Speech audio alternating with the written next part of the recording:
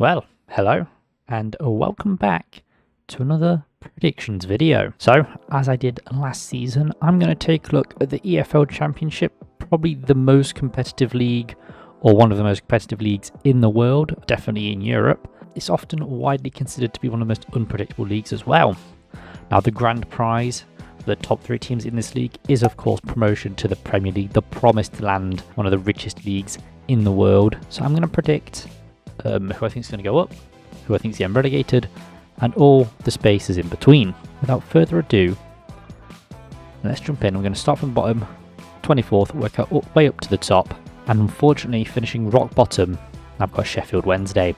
Now, they did well in League One and came in very dramatic fashion coming up through the playoffs, but looking at their squad and the departure of Darren Moore, it's not looking great for the Owls. Now, Xisco is not a bad manager by any means and has shown what he can do with the right group of players, but Wednesday's team is mostly composed of players built for the system that they played under Moore, so it's going to be very interesting to see how they adapt and if they can adapt at all. Their current depth and quality is not brilliant, with the club barely making any moves in the transfer window at time of recording. They have brought in a few players and they've seen some departures, but it's not been many moves, to be honest. Because of that, they currently look like the weakest side in the league, but I do quite like Wednesday though, so I do hope they survive. But just looking at their squad, comparing it to the rest of the teams in the league, it's a very competitive league this season. I just don't think Sheffield Wednesday will stay up. I think they'll go right back down to League One. But imagine they stayed up and then Sheffield United come down from the Premier League. Oh, we'd get a Steel City derby. Love that. And then move on to 23rd place, and I've got Rotherham United. Now, Rotherham did well last season as they avoided the drop, and they avoided it quite comfortably as well. I think many people had them pegged on to go down, so seeing them survive was quite impressive, to be honest. But unfortunately for the Millers, I have them to get relegated this season. They've been fairly active in the window, to be fair, but in comparison with the rest of the league, I don't feel their squad is where it needs to be to survive. And honestly, their squad arguably looks weaker at this point in time too. It's going to be another very competitive season in the Championship, probably more so than last season, as we've still got Norwich, Watford, plus Leeds, Southampton and Leicester. So it's going to be a very, very strong Championship this season. And I don't really think they've got what it takes to survive. They did bring in Cafu, who is a great signing for them, and I just love that man. I think he's brilliant. He's got some amazing free kicks on him. And they also have Victor Johansson in net, but I don't think that'll be enough for them to survive, unfortunately. It's not looking good for the Millers. I say it's not looking good. They haven't really done anything wrong. I just think they're not as strong as they need to be to survive. And then in 22nd place, I've got Huddersfield Town. Now, Huddersfield, they had an absolute mare last season, but they managed to survive quite comfortably after the disastrous start they had. They've got Warnock at the helm and will be looking to carry on from last season's momentum and bring it into this season. But looking at their summer business, I can't really see that happening for them, unfortunately. There's been quite the lack of incomings and they do currently look weaker than where they were last season. And if you remember last season, they were quite weak as well. It looks like there are still quite a few holes throughout their squad as well. Now, Warnock definitely has his work cut out for him here, but there is every chance he does pull off another miracle and they do survive again. You know, he's got the tools he needs to survive, but I'm not sure whether he can get the best out of this squad, but it remains to be seen. I don't think they can start worse than they did last season, so anything better than that is probably a bonus. Then in 21st place, just avoiding relegation, I've got QPR. Now, QPR started off strongly last season before falling to a 20th place to finish under Ainsworth. And to be honest, I do think QPR will continue to underperform under Ainsworth as well. And while he did get them over the line, I can't really see him doing much here. It was a very strange appointment from QPR bringing in Ainsworth. Like, he's not really done anything great in the Championship, so bringing him in was a very, very strange appointment. I fear they could have gotten a better manager. So yeah, it didn't look like a good appointment at the time, and it hasn't since, so remains to be seen what he can do for QPR. I think Ilias Chair is the shining light of this QPR side, but he can only do so much. But QPR have put in some quality with the likes of Jack Colback, Begovic and Morgan Fox, but I'm not sure they're enough to turn around QPR's fortunes. It's honestly a toss-up between these and Huddersfield, to be honest. Like, when I was making this list, I had them both switching constantly, and I feel like that's what it'll be for quite a big chunk of this season as well. But let's hope that the flexibility Ainsworth has shown in the pre-season will be continued into the season proper. And if he can, be a bit more flexible with his tactics, then there's a better chance QPR will stay up than if he sticks to more of his rigid tactics, if you know what I'm saying. But there's every chance they could stay up. They've just got to play better football. And then in 20th place, I've got Plymouth Argyle. Now, I do think Plymouth will survive this season. They were very impressive in League One last season, cracking the 100 points barrier. And they've also signed some quality to their squad as well, with the likes of Whittaker and Mumba signing permanently. They've also been very savvy in the loan market, which is very important. It's looking very good for Plymouth, who under Schumacher seem to be going in the right direction, and I can see them avoiding the drop this season. While I do have them ranked 20th, I don't think they'll be really in any danger of getting relegated, if that makes sense. I think they'll do quite a bit better than QPR, who's obviously the team below them, so I think they'll be fine. I think 20th is a respectable finish for your first time in the Championship, and you can build on that for next season. And then 19th place, I've got Cardiff City. Cardiff City are an interesting one, as their manager has not managed in English football before. He could either do really well for the Bluebirds, or be a flop and get them relegated. But it's this uncertainty that has got them quite low down in my predictions. Despite being under a transfer embargo, Cardiff look to have recruited quite well. The likes of Ike Ubo, Colin Grant and Josh Bowler are very good signings, while Yoko Miete and Aaron Ramsey on frees is some nice business too. It should help them score those goals they desperately need, Josh Bowler especially. If he kicks on like he did for Blackpool in the 21-22 season, he's going to be a brilliant asset for them. It's not a huge jump from the Bluebirds from where they were last season, but a slight improvement with the opportunity to really push on, should it all click. And in 18th place, I've got Hull City. Now, it's an interesting season from home, as it seems like they've scaled down their spending from last season and have adopted a more balanced approach in the window. They kind of went a bit crazy in their first window under new ownership, and fair enough. Some of it didn't work out, some of it did, and now they're just strengthening that squad they already have, which I think is the best move, to be honest. Liam Rosner is a very young manager who did well when he was brought in, but did end the season with quite a few draws. And judging from that, I can see it being more of the same this season, hence their drop off from last season. Liam Delap will be huge for the Tigers this season. He'll definitely be bagging them goals, but I don't think him alone will be able to drag the Tigers up the table. I think they could do with another goal scorer being brought in to add some of that much needed firepower to this squad, but this is definitely a season for them to build on, set the foundations, and then decide to march up the table next season. But I'll see them surviving with very little issues, to be honest.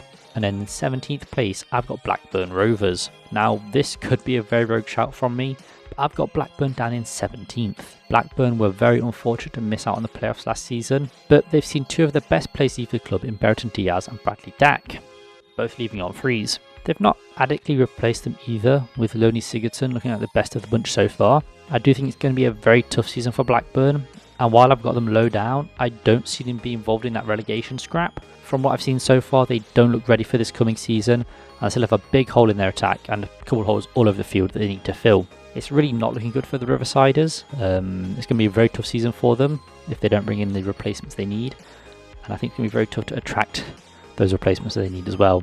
So yeah, they didn't get money for Brereton Diaz or Bradley Dack either, which is not great business for them, so it's going to be a very tough season for Blackburn Rovers, but maybe more of a reset for them before they go again in the following season. We'll see. Then in 16th place, I've got Preston North End. Now, Preston normally find themselves around mid-table, hovering around that 12th to 13th spot, but this season, with the Championship being very, very competitive, I can't see that happening, unfortunately. They have brought in Kelvin Ramsey, though, on loan from Liverpool, who will add to that already decent defence. I think their defence is quite solid as it is, and adding Kelvin Ramsey will be a nice little addition to that. They did start leaking goals towards the tail end of last season, so hopefully they can shore that up for this season. And they've also done some very decent business on top of that this season, with the likes of Dwayne Holmes and Mads Rocker Janssen, I want to say, being brought in and looking like they'll do well for Preston. They do still look to be lacking some fire, with the likes of Ched Evans coming off the back of a huge injury, as well as Tom Cannon not returning so far. It's going to be a much tougher league for Preston this season, and I can see them dropping off slightly.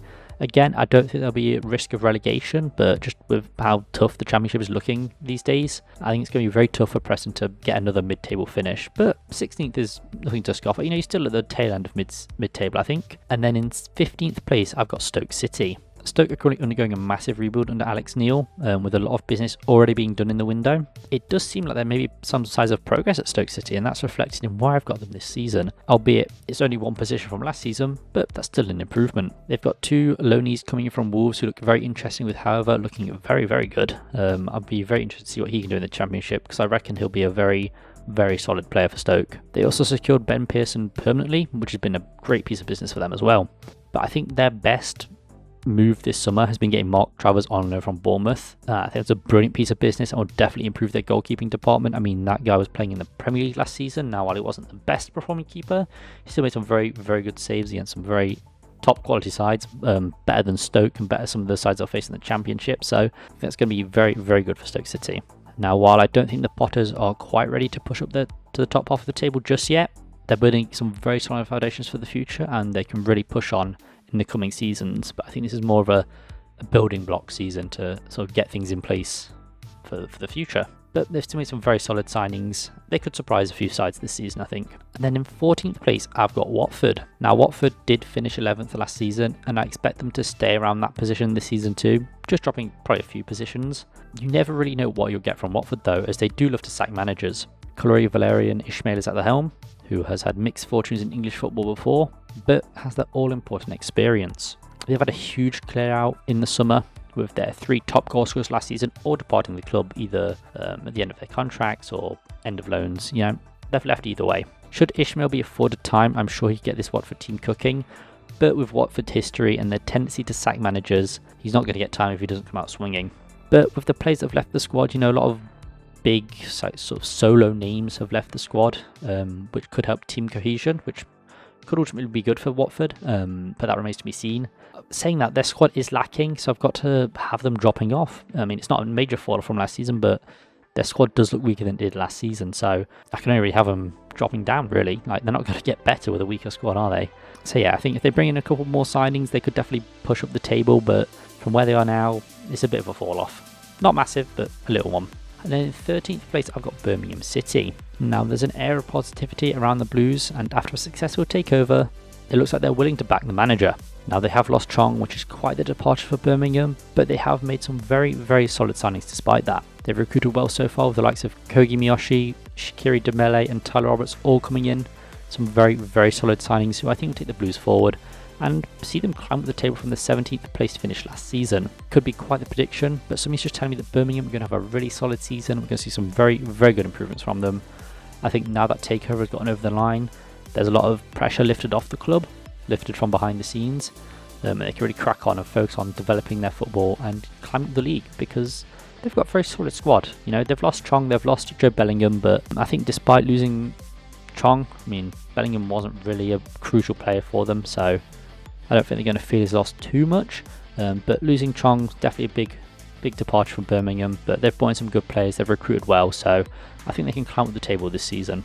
Then in 12th place, I've got Bristol City. Now, it's impossible to talk about Bristol City without mentioning Alex Scott. He's only 19, but it's been very impressive for the Robins and has a handful of Premier League clubs sniffing around him. Now, he could leave, but at the time of recording, he has stayed put. Nigel Pearson is also a good manager, definitely responsible for getting the best out of Alex Scott last season, and he's slowly been building season upon season in Bristol, and I can see them continuing to do that here. While they don't quite have the quality yet to push into those playoff spots, should they be able to steadily progress in what will be a very competitive league this season, then in a couple of seasons' time, they'll be definitely playoff contenders. They've got the squad quality to compete this season, not push for playoffs, but still compete in what is a very competitive league, as I've said. They're not a weak squad by any means, but most of my prediction has been based around the fact that Alex Scott is still at the club. Now, he could leave. There are still Premier League clubs sniffing about. It's about whether Bristol get a fee that they could use to reinvest in the squad. If they do, brilliant, and they can build their squad. He's a very good player to have, and I think they'll push for almost a top 10 finish, definitely top half. And then in 11th place, I've got West Brom. The Baggies have been very slow in the window so far, but with Carlos Colbrand at the helm, it's looking to be a much more positive start to the season than last time out.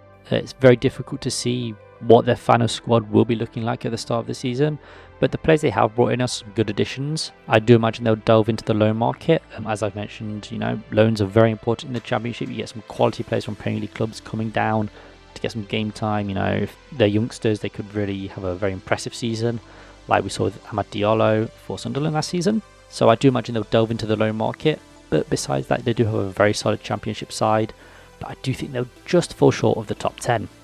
Now, Carlos Colbrand, brilliant manager.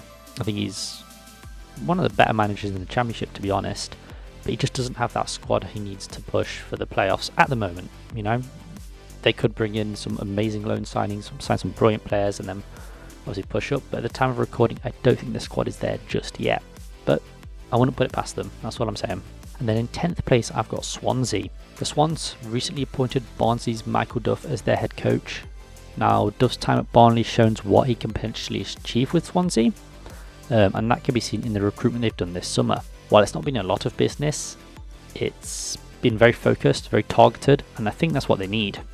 The rise of Jerry Yates, Josh Ginley and Josh Key have all been very good captured for the Swans, and they do currently still have Pirro on their books too, who'll be very important should they stay, and given that he's still there at the moment, they should be able to get that top 10. I do think Pirro is still very important for Swansea.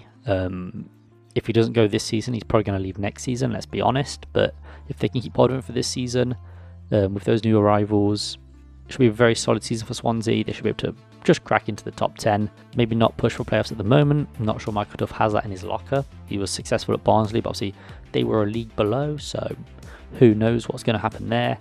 But I do think he can do some good with Swansea, give him a bit of time. You know, the recruitment has been very much players I think would suit his style, so it's looking good for Swansea. And in 9th place, I've got Norwich, and just breaking into the top 10, I've Norwich City.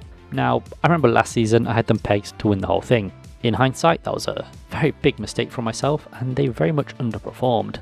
So I'm not going to make that same mistake again. I think Norwich will improve on their 13th place finish from last season, despite some of the departures, most notably Timu Pukki. He's been a brilliant player for them for so many years, but I think it was finally time for him to move on. He's moved to the MLS. It's going to be weird seeing Norwich without Timu Pukki in their front line, I will admit. They were very inconsistent last season and ended the season on an awful run of form, but their squad arguably looks better than it did last season. Jack Stacey, Shane Duffy and Ashley Barnes are some great free transfers and will no doubt strengthen this Norwich side. Now, I don't see those additions being enough to get in the playoffs. I think they're just going to fall a bit short in terms of quality this season. But if they can keep those players, build on it, then next season they can challenge for the playoffs. But this season, I think they'll finish 9th. You know, Shane Duffy, Premier League quality, Premier League experience. Ashley Barnes, Premier League experience, won last season with Burnley. So those are two very good free transfers, and Jack Stacey is another brilliant free transfer. So yeah, it's looking good for Norwich. Definitely an upward trend from last season. I think last season was a bit of an anomaly, to be honest. They played really poorly. But yeah, I think they'll improve this season. And in 8th place, we've got Ipswich Town. Now, Ipswich finished 2nd in League One last season after a brilliant season. And I feel they'll do similarly to how Sunderland did last season. Now, I think it's safe to say that Ipswich are the favourites out of the newly promoted sides to do well this season, despite coming 2nd. The style of football they play under McKenna is very attack-minded, and I can see them shocking a couple of teams this season, to be honest. Just seeing them in pre-season, they've been playing very fluid football. It looks really good, and I definitely think it will catch a few championship sides off guard this season. They've also recruited well so far this season, with Amari Hutchinson coming in on loan, as well as George Hurst and Jack Taylor signing permanently. As I've said, I think Ipswich will catch quite a few championship sides off guard this season, and that will lead them into breaking into that top 10. Like we saw it from Sunderland, they were very, very good last season, very shocking. And I think Ipswich will be able to do something very similar this season.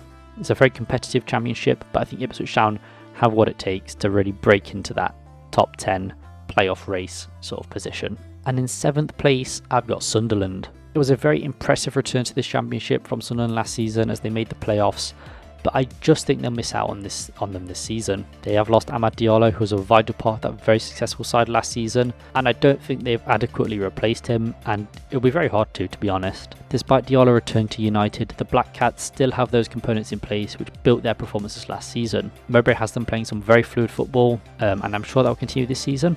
Just because they've lost one player, that's not going to change. I'm not sure if their front line will be able to produce that same amount of firepower as they did last season, and for that reason I do think they'll drop down slightly. They'll definitely be in that playoff conversation though, they'll definitely be in the race for sure, but I think at the end of the day they'll just miss out.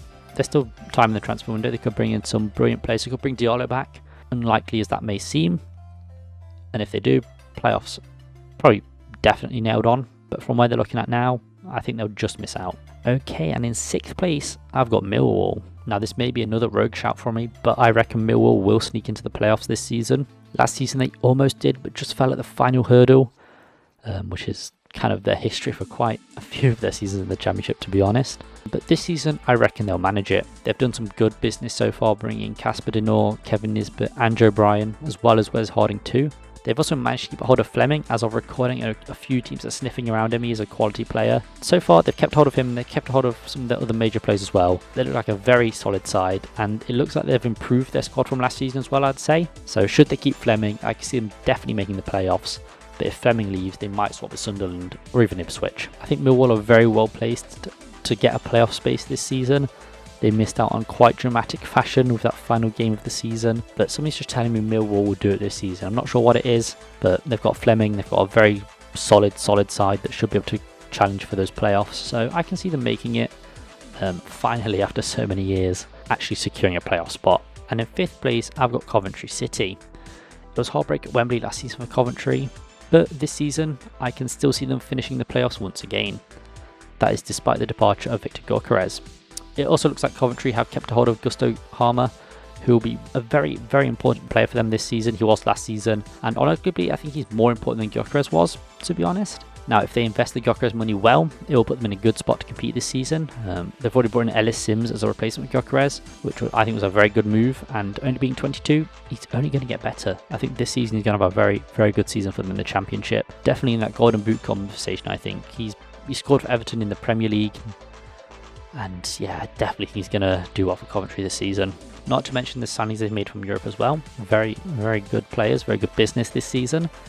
It's looking good for Coventry under Robbins, who's gotten them playing some very, very nice football, playing very well. The fans are on side. It feels like Coventry's really just a connected club at the moment, and I can see that continuing this season. I think they'll secure playoffs for the 2nd successive season, despite the departure of Gyökeres. Then in 4th place, I've got Leeds United, the first of the relegated sides, and I see Leeds United easily making the playoffs. I think they're much better placed than the sides that came down last season, you know, the likes of Norwich and Watford.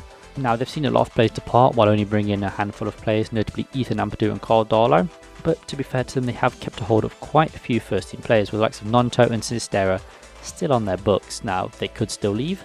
They're still on the books for Leeds United, and if they stay, they're going to tear up the Championship for sure. Now, under the stewardship of Farke, I think Leeds are going to be a very fun side to watch this season. And while I don't really see them running away with the league, I do see them making the playoffs. Their main issue looks to be defensively. They struggle with that in the Premier League, and I can still see them struggling in the Championship. A lot of their big players have departed on loan, so it's going to be interesting to see who they bring in to sort of plug that gap, plug the hole in the defence.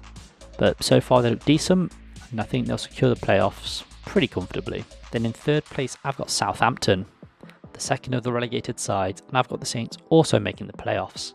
Now, the Saints are a tricky one, as it does look like some of their players are going to depart in the near future, but at the time of writing they've done very well to keep a lot of their first team players and got a very, very strong looking squad.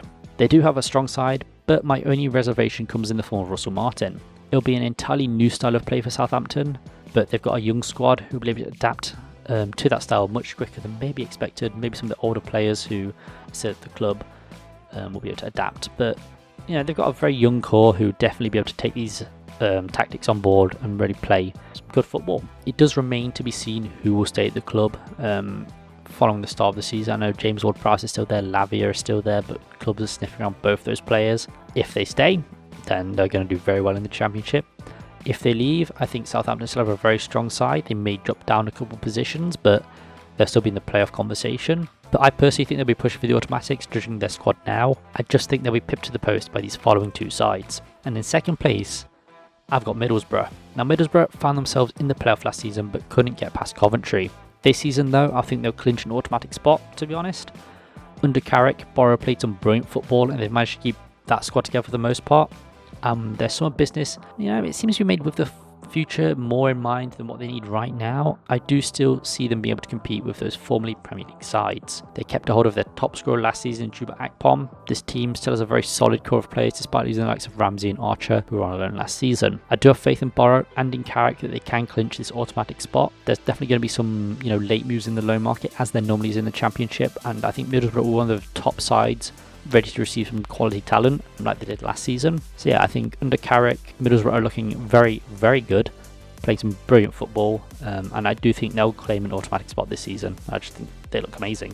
Definitely one of the best Championship sides that weren't in the Premier League, you know?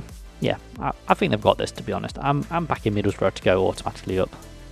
I just see it happening, you know? I've got faith. And finally, my champions of the 23-24 Championship season, Leicester City. I do think Leicester will be crowned champions this season. You know, Leicester have lost some of their biggest players with the likes of Maddison, Tielemans and Barnes departing, but with the players who've remained and the players they've brought in, they have a very, very strong squad, as well as some of the best facilities in the league. I can see them being very similar to Burnley's performance last season, with Maresca in charge. This is Maresca's first foray into first team management after being on Pep Guardiola's staff, but I think he's very well equipped to go into a management role despite not experiencing it firsthand.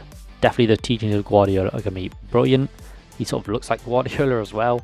So I think, he's going to do very well for the Foxes, and they're going to have a very, very good season in the Championship. The only thing that could hold the Foxes back is if they don't fix the fractured dressing room from last season. I know it got quite toxic at times in there, but with some of the players that have departed, I don't think that'll be an issue. They are favourites, but if they show up thinking they'll walk the Championship, it's going to be a very rude awakening for them, to be honest. I know a lot of teams think that when they come down from the Premier League, they're just going to walk the Championship and go straight back up, but as we've seen, that's never really the case. They do currently look like the strongest squad though, and I do reckon they'll be crowned champions. I don't think they'll underestimate any side in the Championship. I think they're too smart for that. And with Maresca in charge, it's going to be a very, very interesting season for Leicester, and probably a very fun season to watch them as well. So yeah, Leicester City, I've got going straight back up, being champions of the Championship. So yeah, that has been my prediction for the 23-24 Championship season. I'd love to hear if you have any different ideas in the comments below. It's a very hard league to predict. I've seen many wild predictions coming out over Twitter, and I'll definitely be there to watch the first opening weekend of the season, and I'll still tune into a few matches here and there, but obviously my team are in the Premier League, so most of my focus will be on that.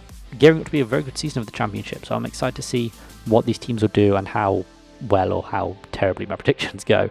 Can't be worse than last season's though. Anyway, I've been O2GT. If you have enjoyed, please do leave a like, subscribe down below, and I'll see you guys in the next video. Peace.